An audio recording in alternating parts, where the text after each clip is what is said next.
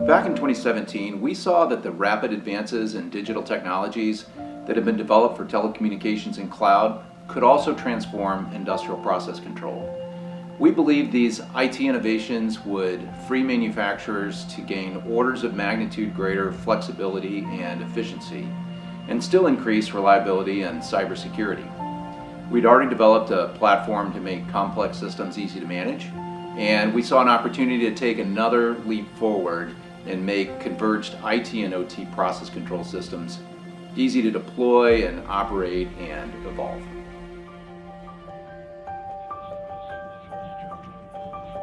We wanted to know, how do we guarantee high availability of a multi-vendor system?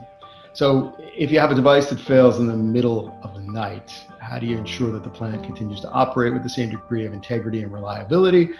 And that might require you to automatically provision a new physical or virtual device in the plant based on the plant's failover policy. The reason that orchestration is extremely important in this area is that today the whole package is delivered usually by a single firm, and they manage the hardware, the software, and the services. In the future, as these systems are assembled out of different hardware and software components from different vendors, the integration task has to be greatly simplified. If it isn't, it will become too difficult to manage. And these systems have to be extremely reliable. So orchestration is the means by which this kind of assembly of different systems and components can be managed over a long life cycle, because these plants have to operate for many years. That if you cannot make the systems appear as easy to use and user-friendly as the legacy systems that folks in industry are used to using in the distributed control area, you'll fail. It's funny, we talk about new technologies and our IT friends tell us they've been doing some of these things for 15 years, so it's not new technology. And so that's the kind of thing we said, well, these guys are experts at this sort of implementation. Let's see what we can make it do. Bringing advanced IT technologies into a traditional business like industrial manufacturing is neither straightforward or simple. We had to learn to see the world through the eyes of industrial process engineers. And many of the world's leading companies had already come together in an open standards organization to try to address this challenge of unifying IT and traditional OT systems. At that point, we rolled up our sleeves and spent over 2 years understanding the needs and the challenges of this market before we got this opportunity to show what we could do in this ExxonMobil pilot. In this transformation to open automation, ExxonMobil has played a very important role as kind of a leader among the automation end users.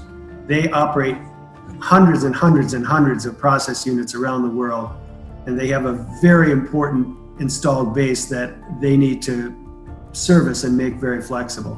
And so they provided a lot of leadership and investment in developing these technologies and systems.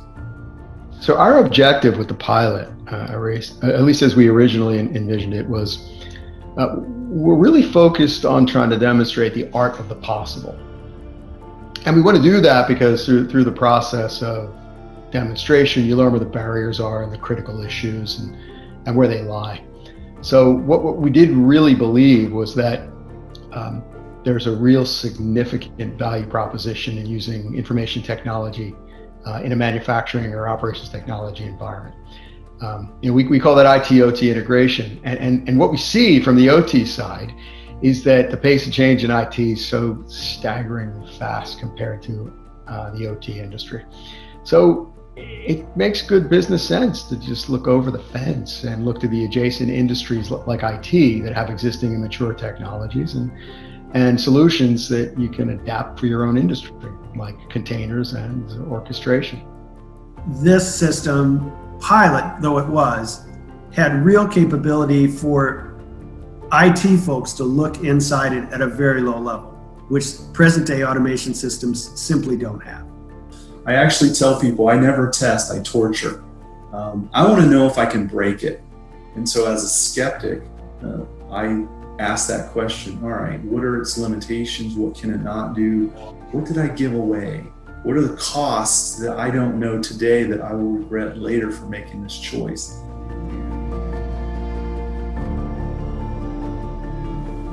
We've never seen anything like this before.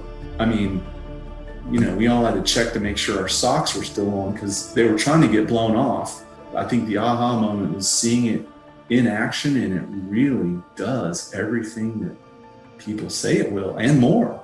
You feel like you just found a treasure, or you discovered something that hadn't been seen or understood before. And the ability to turn what used to be very manual processes and that take days and weeks to accomplish as a human being doing certain tasks, and to see these same tasks done, in the order of minutes or hours using technology that is available. This is a real step change to our world. Being able to see a manufacturing operation from the traditional perspective that we have of the Purdue model, and seeing it also from the IT perspective, where it's standardized hardware and software in kind of a cloud-like perspective, and have that be the same system, the same manufacturing line, the same plant. That's going to be very powerful. I saw iterations week after week, and it wasn't just better polished, it was on a different plane. In this case, I think we've shown that orchestration is exactly what we were looking for. The demo was remarkably simple with respect to the interface, and the speed at which you're able to load the software and configure it was well beyond our expectations.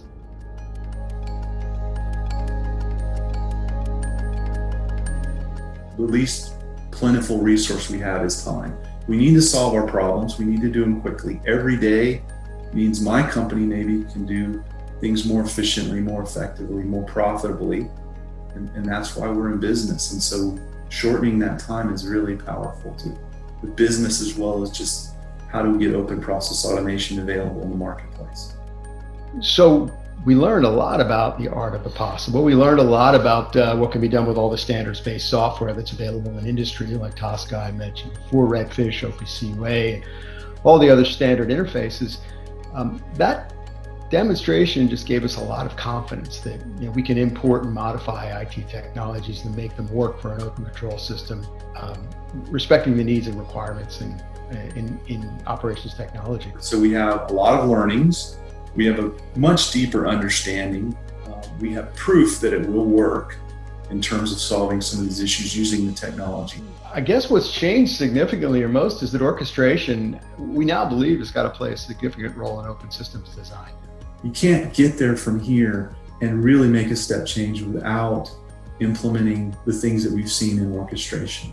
It makes it easy. It automates tasks that should have been automated a while ago. It's proven technology.